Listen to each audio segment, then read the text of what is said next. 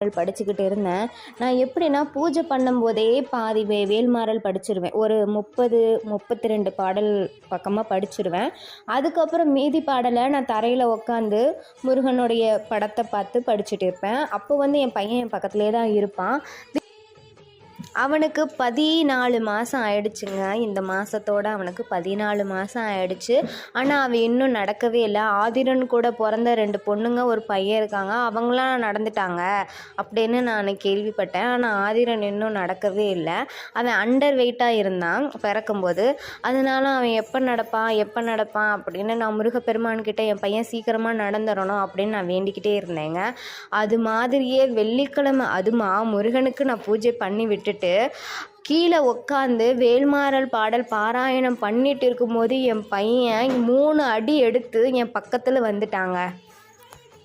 எனக்கு அதை பார்த்தோன்னே கண்ணுலேருந்து